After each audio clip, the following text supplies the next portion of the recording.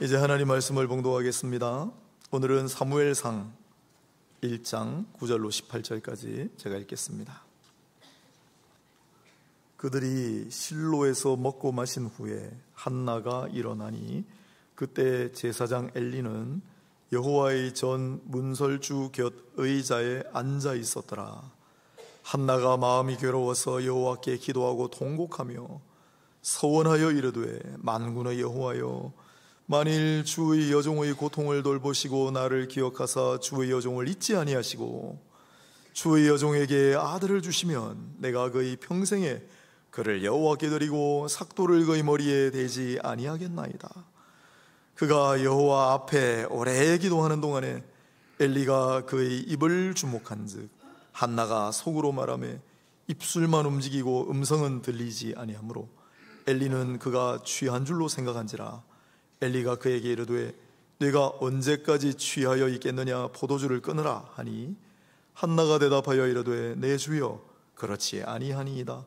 나는 마음이 슬픈 여자라 포도주나 독주를 마신 것이 아니오 여호와 앞에 내 심정을 통한 것뿐이오니 당신의 여종을 악한 여자로 여기지 마옵소서.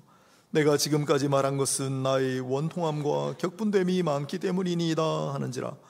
엘리가 대답하여 이르되, 평안히 가라. 이스라엘의 하나님이 네가 기도하여 구한 것을 허락하시기를 원하노라 하니 이르되, 당신의 여종이 당신께 은혜 입기를 원하나이다 하고 가서 먹고 얼굴에 다시는 근심빛이 없더라. 아멘. 봄이 되었습니다. 3월 3일이니까 꽃샘추위가 기승을 부리지만은 왜 꽃샘추위가 기승을 부리겠습니까? 꽃이 폈으니까. 아내가 가르쳐 줬는데 매화꽃이 폈대요. 제가 내일부터 제주도 가게 되는데 유채꽃이 만발한다고 합니다. 비가 와서 비록 자세히는 못 보겠지만은 비 예보가 있습니다. 봄을 맞이하여 이렇게 사방을 둘러봅니다. 겨우내 참 추웠죠. 이번 겨울도 얼어붙었던 대지에도 어김없이 새싹이 트고 움이 돋아나고 꽃이 피는 것을 목격합니다. 그렇죠? 마치 죽음과도 같은 그런 상황에 다시 한번 뚫고 피어나는 생명의 기적이 있습니다. 우리 인간의 역사에도 마찬가지고 또 우리의 일상에도 똑같습니다. 이 봄의 3월인데 또한 고난주간과 부활주일과 또 이어집니다. 그래서 한 달 동안 죽음을 뚫고 생명으로 라는 주제로 함께 하려고 합니다. 지난번에 다녀왔던, 감사하게도 우리 세미나 수련회 사무엘 학교 주제이기도 했습니다. 죽음을 뚫고 생명으로. 이 사무엘상 이야기는 바로 오늘 한나와 또한 요나단과 다윗을 통하여 죽음과도 같은 상황을 뚫고 생명으로 피어나는 인물들의 이야기입니다. 그러나 무엇보다도 이 생명 죽음의 이야기의 절정은 바로 우리 주 예수 그리스도 아니겠습니까? 주님의 십자가의 고난 당하시고 죽으심과 부활하심을 이번 한 달 동안 우리가 처음 묵상할 텐데, 그래서 우리도 죽음과도 같은 상황을 뚫고 생명으로 피어나는 그러한 부활의 꽃들이 다 되시기를 주님의 이름으로 축복합니다. 자, 오늘은 누구 이야기냐면 한나의 이야기인데 우리말로 이분 이름을 바꾸면 은혜가 되겠습니다. 한나는 은혜라는 말에서 나왔습니다. 오늘 본문이 18절이 끝인데 18절을 보시면 당신의 여종이 당신께 은혜 입기를 원하나이다. 그 은혜가 바로 한나라는 이름의 뜻입니다. 그래서 이 여인은 우리식으로 말하면 은혜 집사님이에요. 우리 교회도 강은혜 집사님 계신데 이분은 성이 뭘까요? 주은혜. 주은혜 집사님 이야기를 오늘부터 해보도록 하겠습니다. 주은혜 집사님은 이름대로 은혜를 많이 받았습니다.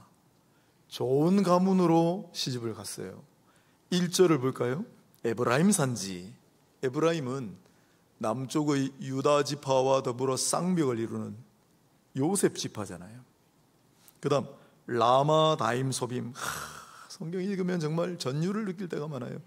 여러분이 라마 다임 소빔이 나중에 신약 어떤 지명으로 변하는 줄 아세요? 이게 아리마대예요. 아리마대 사람 요셉. 예수님 마지막에 도와주셨던 그 아리마대 에브라임 사람 엘가나, 하나님은 나의 소유라는 아주 아름다운 이름을 가지고 있는 남자와 결혼을 했습니다. 그리고 남편이 상당히 훌륭한 인물입니다. 왜냐하면 아시다시피 이 주은혜 집사님은 다 괜찮은데 자녀가 없어요. 지금 우리는 사실 생각하면 별거 아닌 걸로 여길 수도 있지만은 그 당시는 상당히 고통스러운 그러한 상황을 맞이하게 되는 그런 이야기입니다. 그런데도 또 다른 아내 브닌나라고 하는 여인은 자식을 낳았거든요. 한 명이 아니고 자식들이라고 해놓은 거 보니까, 모든 자녀라고 해놓은 거 보니까 자녀도 여럿 낳았나 봐요. 그래서 그 브닌나가 걸핏하면 한나를 격분시키기 일쑤였다라고 7절 16절에 계속 거듭해서 얘기합니다. 아니, 자녀를 못 가진 것도 서러운데 그 당시에 무자하다는 것은 또 많은 사람들의 손가락질을 받고 하는 그러한 상황인데다가 또 자녀를 많이 둔 또 다른 아내인 브닌나는 늘 화나게 만들고 핍박하고 하니까. 하지만 5절을 보니까 남편 복이 있어요. 한나에게는 갑절을 주니 이는 그를 사랑함이라. 자식을 못 낳는 아내면 구박할 만도 한데 이 남편 훌륭합니다. 더 사랑하고 오히려 이 주은혜 집사님에게는 갑절을 더 주는 좋은 사람이에요. 하지만 그게 그 고통을 다 감쇄시키지는 못해요. 힘들게 살아갑니다. 그러다가 매년 이 가정이 3절에 보면 자기 성읍에서 나와서 실로에 올라가서 만군의 여호와께 예배하며 제사를 드렸는데 그랬잖아요. 절기가 되면은 실로에 갔는데, 왜냐하면 모세를 통하여 짓게 하신 성막이 실로에 있었습니다. 그래서 성막이 있는 실로에 매년 절기를 맞아 예배를 드리러 갔는데 9절에 보면 이번에도 실로에 예배를 드리러 온 거예요. 그들이 실로에서 먹고 마신 후에 예배를 드리고 화목제물 같은 경우는 그 가족들이 나눠서 먹었기 때문에 예배를 마친 후에 그 제물을 서로 먹고 마셨다라는 걸 알게 됩니다. 그런데 한나가 일어나니 이렇게 돼 있습니다. 중요한 말입니다. 한나가 일어나니 그 다음 9절을 보면 제사장 엘리는 여호와의 전 문설 곁 의자에 앉아 있었더라 되어 있잖아요. 엘리는 문설주 옆에 의자에 그냥 앉아 있습니다. 제사장인데. 그런데 이 주은혜 집사님은 벌떡 일어났어요. 그리고 어디로 갔습니까? 여호와의 전이란 말이 나오죠. 9절에 여호와의 전, 실로에 성막이 있었다 그랬잖아요. 그전에는 모세를 통한 성막이라고 표현했어요. 전부. 그리고 솔로몬 시대에 성전을 지으면 그때부터 성전이에요. 그런데 성막과 성전 사이에 여호와의 전이라는 이름이 가운데에 등장합니다. 누구 때문에? 주은혜 집사님 때문에. 이 주은혜 집사님이 함께 먹고 다시 여호와의 전으로 들어갑니다. 어떻게 아느냐? 그 문설주 기둥 곁에 엘리 제사장이 앉아 있으니까. 그리고 여호와의 전에 들어간 이 주은혜 집사님이 기도하는 모습을 제사장이 봤기 때문에 여호와의 전 안으로 들어갔다는 걸 알게 돼요. 여기서 우리는 이 주은혜 집사님의 모습을, 특히 기도하는 모습을 몇 가지 살펴보게 됩니다. 아주 특별한 기도의 모습이었습니다. 첫 번째로 방금 말씀드린 대로 주은혜 집사님은 여호와의 전 안으로 들어가서 기도를 드립니다. 제사장이란 사람은 여호와의 전 기둥 곁 의자에 그냥 앉아 있습니다. 나중에 보면 이분은 워낙 고령이신데다가 눈이 어둡고 분별력이 많이 떨어지고 몸이 비둔합니다. 마땅히 여호와의 전 안에서 기도하고 하나님 앞에 나아가야 할 제사장은 그냥 앉아 있고 끝까지 앉아 있습니다. 이 사람. 그런데 가족들 아무도 따라 안 가요. 주은혜 집사님만 혼자 분연히 일어나 예배를 마쳤는데 여호와의 전 안에 들어가 기도합니다.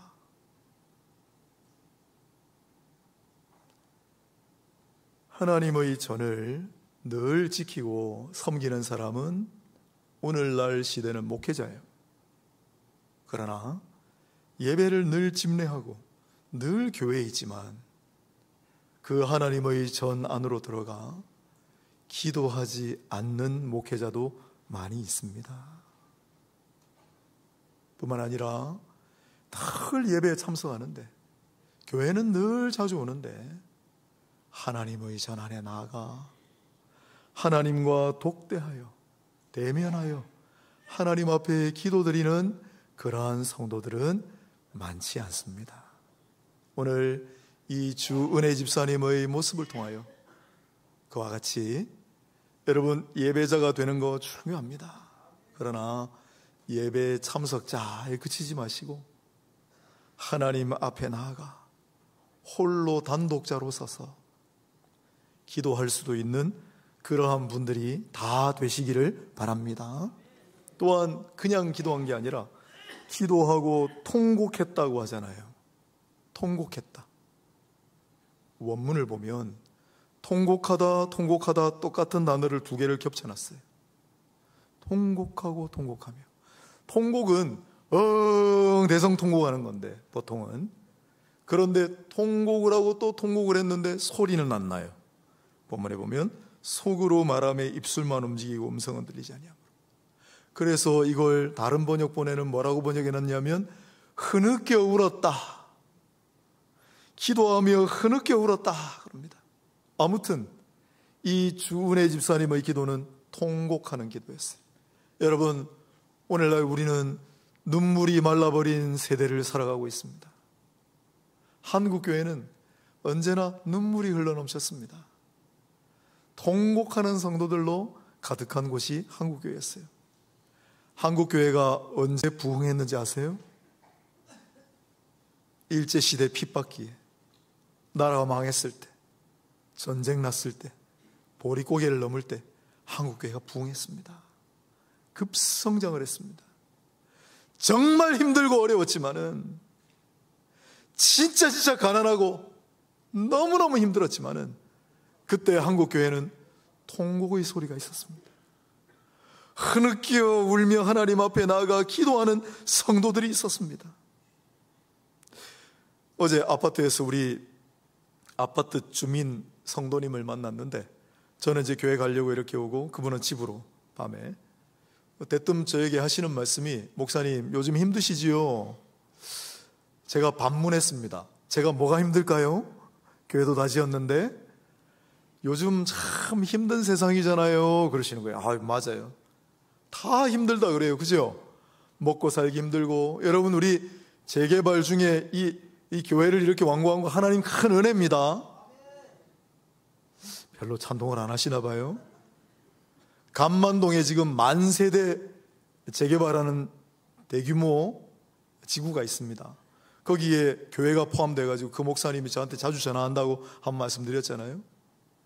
그 지금 주민들 95% 다 이사 갔는데 아직 삽도 못 뜨고 있어요.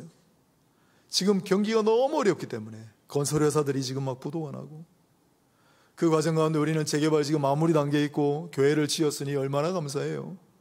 그러나 진짜 힘들어요. 요즘 경제도 힘들고 먹고 살기도 힘들고 물가도 많이 올랐고 실업률도 높고 힘들어요. 힘들다고는 하는데 기도 소리는 별로 들리지 않는 것 같아요. 힘들면 힘들수록 하나님 앞에 나와 기도하고, 이 통곡하는 기도는 예수님의 기도를 닮았습니다. 예수님께서 우시는 장면이 몇 번 안 나오는데 누가복음 19장 41절을 보면 예루살렘을 바라보시면서 우셨다라고 그래요. 예수님께서 왜 예루살렘을 바라보면서 우셨을까요? 너무 힘들고 어려우니까. 가난과 고통과 핍박 속에 힘들어하는 사람들을 보시고 우셨어요.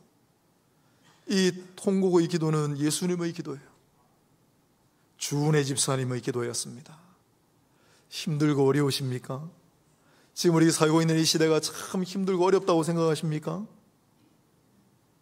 오늘 이 주은혜 집사님의 모습을 잘 보시고 우리도 기도, 눈물의 기도, 때로는 내가 힘들어서 그렇게 기도할 때도 있지만은 나는 괜찮은데 어렵고 힘든 사람들을 보면서 통곡할 때도 있는 거예요. 그런 기도를 우리 모두 회복할 수 있게 되기를 소망합니다. 또한 주은혜 집사님의 기도는 잘 아시는 대로 서원의 기도였습니다. 11절 볼까요? 서원하여 이르되 만군의 여호와여. 사무엘서에 왕을 다루잖아요. 사울 왕, 다윗 왕의 이야기 나오잖아요. 그러나 이 사무엘서에 진짜 많이 등장하는 구절이 만군의 여호와입니다. 인간 왕이 있지만 왕 중의 왕이신 여호와라는 뜻입니다. 이 만군의 여호와, 다윗이 뭐라고 했습니까? 골리앗하고 싸울 때 너는 칼과 창으로 내게 나오거니와 나는 만군의 여호와의 이름 들고 너에게 나가노라. 다윗이 만군의 여호와 쓰기 전에 주은혜 집사님이 만군의 여호와 먼저 썼어요. 만군의 여호와여, 만일 주의 여종의 고통을 돌보시고 나를 기억하사 주의 여종을 잊지 아니하셨다면 주의 여종에게 아들을 주시면. 마음이 또 좀 쓰이실 분이 있을 것 같아서 제가 찾아봤어요. 진짜 아들인가? 아니에요. 씨라는 단어에 씨, 제라. 여호와께서 주의 여종에게 씨를 주시면, 여러분 안심하십시오. 아들, 딸 구별 말고 하나님께서 씨를 주시면 내가 그의 평생에 그를 여호와께 드리고 삭도를 그의 머리에 대지 아니하겠나이다. 위대한 우리 주은혜 집사님의 서약입니다. 서원기도입니다. 만일 아이를 주시면 그 아이를 다시 하나님께 드리겠습니다. 평생 나시린으로 술을 마시지 않고 머리에 칼을 대지 않고 머리카락이 길다는 거죠. 나시린은 그냥 하나님 앞에 더욱 특별히 섬김과 헌신의 서약을 하는 거예요. 보통은 기간을 정하고 합니다. 바울도, 사도 바울도 기간을 정하고 갱그레아에서 머리를 깎았더라 9절 나오죠. 기간을 정하고 나시린의 서약을 한 적이 있습니다. 그러나 이 주은혜 집사님은 만일 아이를 주시면 평생 나시린으로 하나님 앞에 드리겠습니다. 왜 그랬어요? 그토록 기다리던 아이인데 왜 주시자마자 다시 하나님께 돌려드린다고 했습니까? 이게요, 이 당시 하나님의 말씀이 없고 제사장은 눈이 어둡고 영적으로 분별력이 없고 아무도 여호와의 전에 나와 기도하지 않는 시대입니다. 나는 자식이 없어서 이렇게 마음이 고달픈데 하나님께서는 하나님의 사랑하는 자녀, 하나님의 백성들이 신실한 자녀와 진실한 백성들이 없어서 얼마나 마음이 어려우실까 생각하니, 만일 이 아이를 하나님 주시면 내가 그 하나님의 신실한 자녀로 하나님 앞에 되돌려 드리겠습니다라는 서약을 한 거예요. 위대한 소원입니다. 아브라함이 그토록 기다리고 기다리던 100세의 이삭을 낳았습니다. 그런데 하나님이 원하시자 아브라함은 이삭을 하나님 앞에 드렸습니다. 그 창세기 22장에 보면 보통 여호와 일에 하나님 준비하셨다, 어린 양만 우리가 보통 집중해서 보지만은 그 앞에 보면 이삭을 결박하여라는 부분이 나옵니다. 아브라함은 이삭 아들을 꽁꽁 묶고 하나님 앞에 드리려고 했습니다. 그걸 철학자 키르케고르는 아케다 사건이라고 불렀어요. 결박하다라는 단어예요. 아케다가 원어로 아케다 사건. 잊어먹으셔도 돼요. 저도 예전에 이거 보고 한참 뒤에 어떤 목사님이 홍 목사님, 그때 그 아브라함 이삭 바치는 사건을 뭐라고 했는데 그래 말이에요. 기억이 안 나더라고요. 저도 듣고 잊어먹으니까 잊어먹으셔도 돼요. 다만 아케다 사건이라고 부릅니다. 아브라함이 이삭을 결박하여 하나님 앞에 드렸다. 그러나 그 아브라함의 아케다 사건보다 이 주은혜 집사님 한나의 아직 낳지도 않은 아들을 하나님 앞에 드리는 머리카락, 깎지 않은 머리카락으로 칭칭 동여매어서 이 아이를 드리는, 우리 김정우 교수님하고 지난번 가가지고 합의를 봤어요. 한나의 아케다 사건이다. 난 이게 더 위대해 보입니다. 왜? 하나님이 요구하시지도 않았어요. 아직 아들을 낳지도 않았습니다. 그러나 이 주은혜 집사님은 자원하여 하나님, 이 아이를 하나님께 드리겠습니다 고백하는 장면이잖아요. 그리하여 한나는, 주은혜 집사님은 죽음과도 같은 상황 속에 개인적으로도 죽음을 뚫고 생명으로 나아가는 여인이 되었습니다. 이 캄캄한 암흑과 같은 이 당시 상황 속에 그 죽음을 뚫고 생명으로 나아가게 하는 하나님 역사의 주인공이 되었습니다. 얼마나 흠모할 만한 모습입니까? 얼마나 두고두고 본받아야 할 모습입니까? 우리가 얼마나 내리내리 전해야 할 모델입니까? 부디 우리 주은혜 집사님의 이와 같은 모습을 잘 배우고 본받을 수 있는 그러한 우리 모두가 다 될 수 있기를 소망합니다. 이 주은혜 집사님의 기도는 이와 같이 여호와의 전에 들어가 하나님과 대면하여 독대하여 대화하며 또한 통곡하며 그리고 아들을 하나님 앞에 드리기로 서원하는 그러한 기도였습니다. 하지만 그 밖에도 독특한 점이 더 있습니다. 오늘 본문 12절입니다. 그가 여호와 앞에 오래 기도하는 동안에, 원래 어수는 오래 기도하는 동안이 먼저 나옵니다. 시간 가는 줄 모르고 기도했다는 뜻입니다.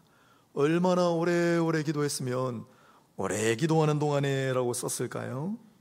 용건만 간단하게 드리거나, 우린 그렇잖아요. 몇 마디 하면은 더 할 말이 없는 그런 기도가 아니었습니다. 이 기도는 기도하는 습관이 완전히 몸에 배인 사람만이 보여줄 수 있는 그러한 모습의 기도였습니다.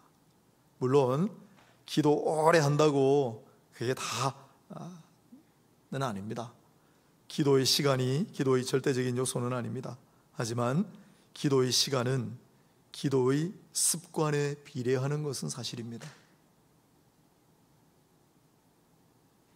스스로에게 한번 물어봅시다. 나는 얼마나 오래 기도할 수 있습니까? 나는 과연 얼마나 하나님 앞에 기도할 수 있겠습니까?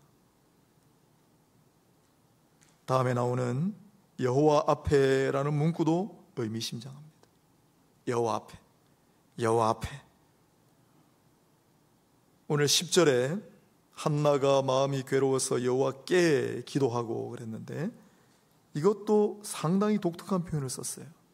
보통은 여호와께 기도한다고 하는데 이건 원래 엄밀히 번역하면 여호와를 위하여라는 뜻입니다. 하나님을 위하여 번역한다고, 기도한다고요? 또 12절에 여호와 앞에, 우리 코람데오라는 말 몇 번 나눴지 않습니까? 하나님 앞에. 고신대, 영도에 있는 고신대 가면은 제일 입구에 큰 돌에다가 코람데오라고 써놨어요. 하나님 앞에. 나는 항상 언제 어디서나 하나님 앞에 있는 신앙으로 살아가겠습니다라는 고백이죠. 그런데 그 하나님 앞에 코람데오라는 표현도 주은혜 집사님한테서 제일 먼저 나왔습니다. 참 놀라운 여인 아닙니까? 우리 한나, 주은혜 집사님은 여호와의 전에 들어가 하나님 앞에 섰어요. 하나님의 임재 앞에 엎드려 하나님과 대면하여 하나님과 독대하여 하나님과 대화하며 뭘 했습니까? 자기의 억눌린 심정들, 억울한 마음, 원통한 마음, 그리고 격분됨을 전부 다 하나님 앞에 다 드렸습니다. 그러나 오랫동안 기도하면서도 속으로 입술만 움직이고 음성은 들리지 않는, 간절하면서도 토로하며 성숙하며 차원 높은 기도를 드리고 있습니다. 절대 쉽지 않은 일이고 흔치도 않은 그러한 모습이었습니다. 오죽하면 엘리 제사장이 뭐라고 합니까? 속으로만 생각하지 그가 취한 줄로 생각한지라 그걸 입 밖에 내버리고 말았습니다. 그에게 이르되 14절, 네가 언제까지 취하여 있겠느냐? 포도주를 끊어라. 왜 그렇게 취해서 횡설수설하느냐? 그만 술 좀 끊어라. 생각만 하지 속으로. 잘 알지도 못하면서 이걸 입 밖으로 내버렸으니 이걸 들은 사람은 얼마나 충격을 받고 상처를 받겠어요. 그렇지 않으면. 그런데 이 한나가 참 된 사람이에요. 뭐라고 합니까? 내 주여 그렇지 아니하니이다.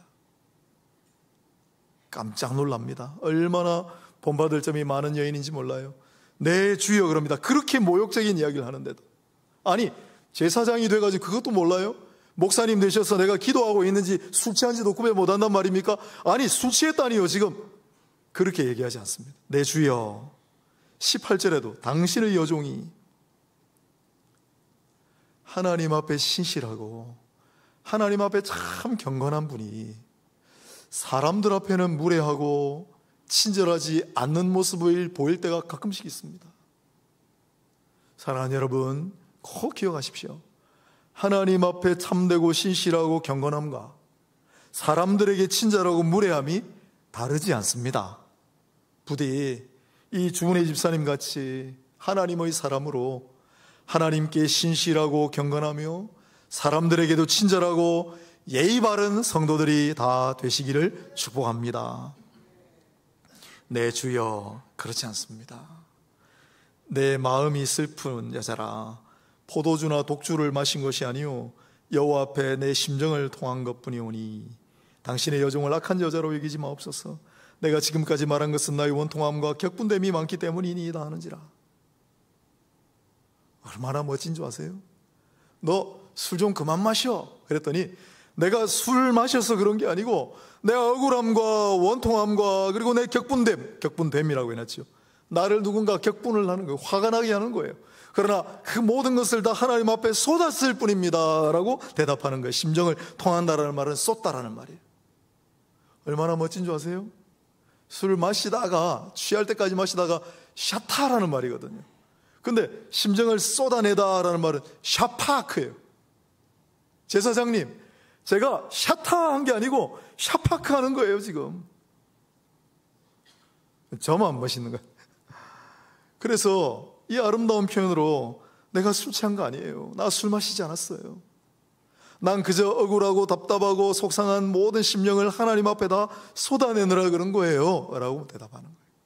여기 쏟아내다라는 말은 재물을 잡아서 피를 제단 뿔 주변에 뿌리다, 쏟아버리다라는 것과 똑같은 단어예요.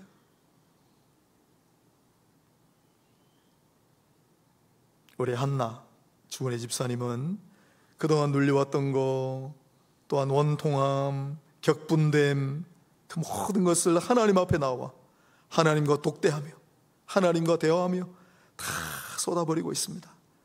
다 쏟아내고. 그런데 그 모습이 남들이 보니까 꼭 술 취한 것 같아요. 나 술 안 취했습니다. 그러면 이 여인은 도대체 뭐에 취했단 말입니까? 오늘 본문에는 안 나타나지만 저는 성령에 취했다라고 봅니다. 그게 신약 성경 에베소서 5장 18절에 답이 있잖아요.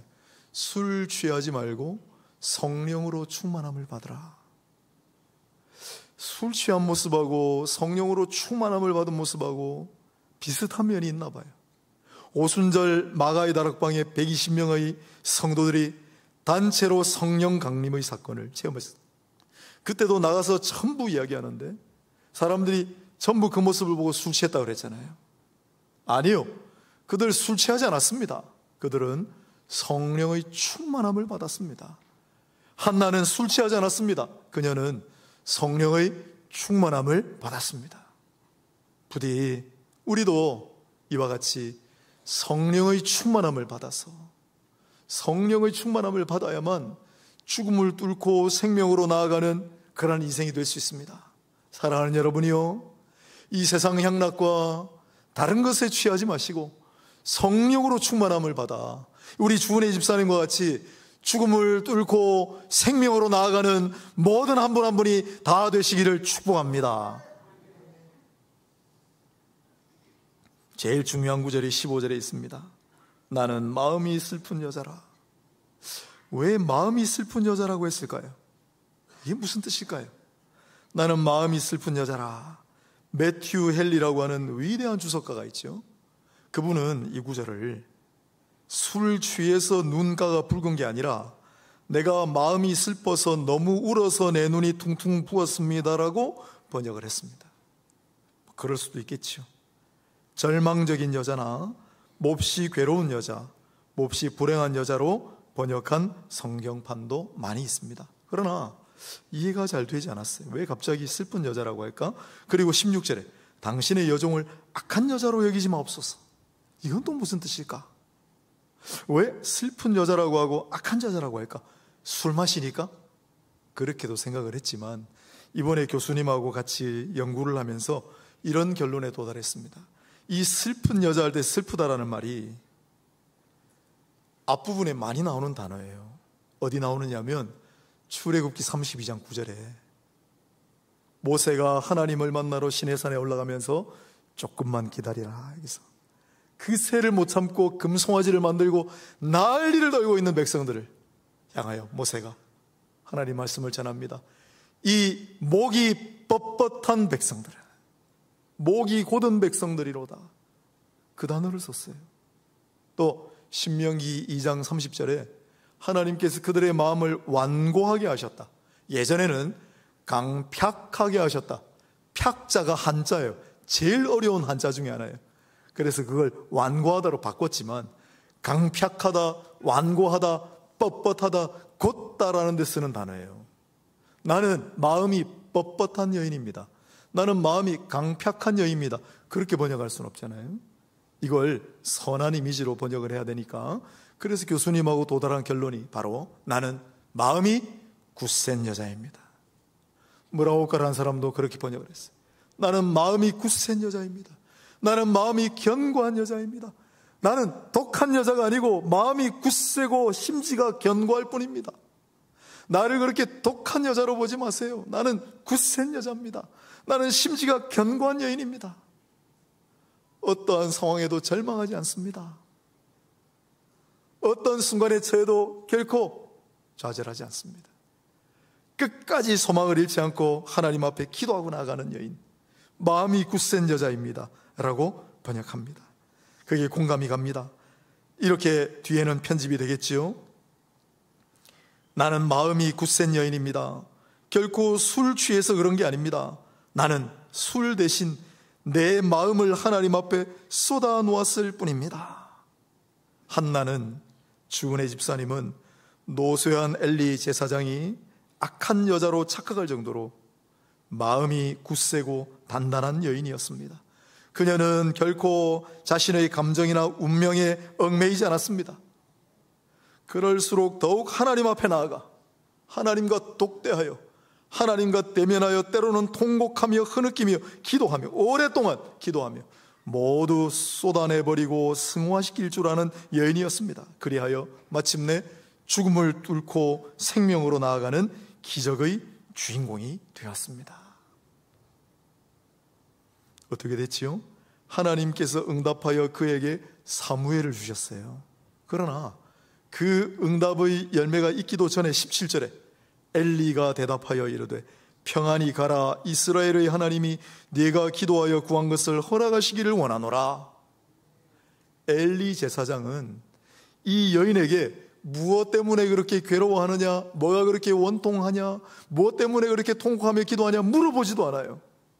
영적인 분별력이 사라진 거예요. 공감하는 마음도 보이지 않아요. 다만 자신의 직분이 제사장이기 때문에 그냥 두루뭉실하게 이스라엘의 하나님이 네가 기도하여 구한 것을 허락하시길 원하노라 축복하고 있습니다. 그것도 그냥 안 하는 것보단 나아요. 우리 주님은 그렇게 안 하셨어요. 주님 똑같은 축복하신 때가 있습니다. 어떻게 하셨죠? 따라 평안히 가라. 이제 네 병에서 놓여 자유함을 받을지어다. 따라 평안히 가라. 네 딸이 나았느니라. 따라 평안히 가라. 네 믿음이 너를 구원하였느니라. 무엇이 그에게 필요한지를 아셨어요. 그리고 그에게 절실한 것을 구체적으로 복주셨어요. 우리 주님이세요. 그러나 엘리 제사장은 그렇지 못해요. 그래도 이렇게 축복하는 것은 좋은 일입니다. 이스라엘 하나님이 내가 기도하여 구한 것을 허락하시길 원하노라. 내가 뭘 원하는지를 알긴 아세요. 물어보기나 했어요. 그렇게 반문하지 않습니다. 그것도 감사하게 생각합니다. 당신의 여종이 당신께 은혜 입기를 원하나이다.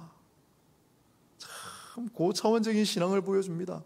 하나님께 은혜 입기를 원하노라 축복을 해주니까 당신께도 은혜 입기를 원합니다. 얼마나 겸손해요. 우리 주은혜 집사님 모습이에요. 그리고 뒤에 주목할 구절이 나옵니다. 가서 먹고, 앞에는 금식했나 봐요. 그럴 수도 있죠. 온 식구들이 먹고 마실 때 본인은 금식했을 수도 있어요. 가서 먹고 얼굴에 다시는 근심빛이 없더라.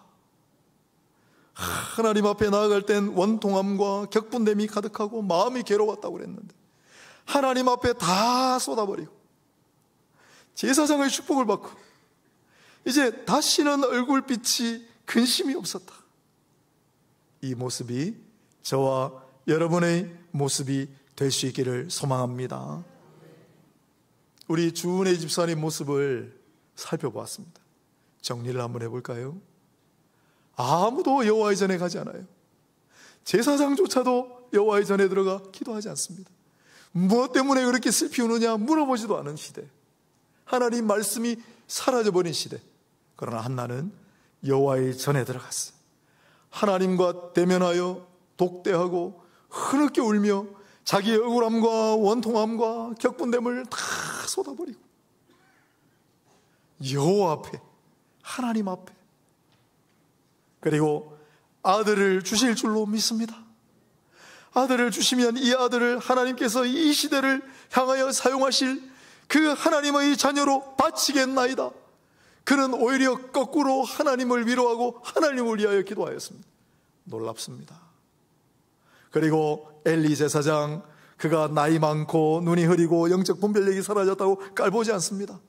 최대한 존중하고 예의를 갖추어서 당신께 은혜 입기를 원합니다. 그리고 고통스럽게 들어왔으나 이제 얼굴 근심빛이 다 사라진 상태로 하나님을 찬양하며 돌아서는 여인, 바로 주은혜 집사님. 이와 같은 모습이 저와 여러분의 모습이 다 될 수 있기를 바라고 소망합니다. 뿐만 아니라 오늘 제목, 나는 마음이 굳센 여자라, 나는 마음이 굳센 남자라, 나는 마음이 굳센 성도라. 그래서 죽음 같은 상황을 뚫고 생명으로 나아가는 모두가 되시기를 주님 이름으로 축복합니다. 기도하겠습니다.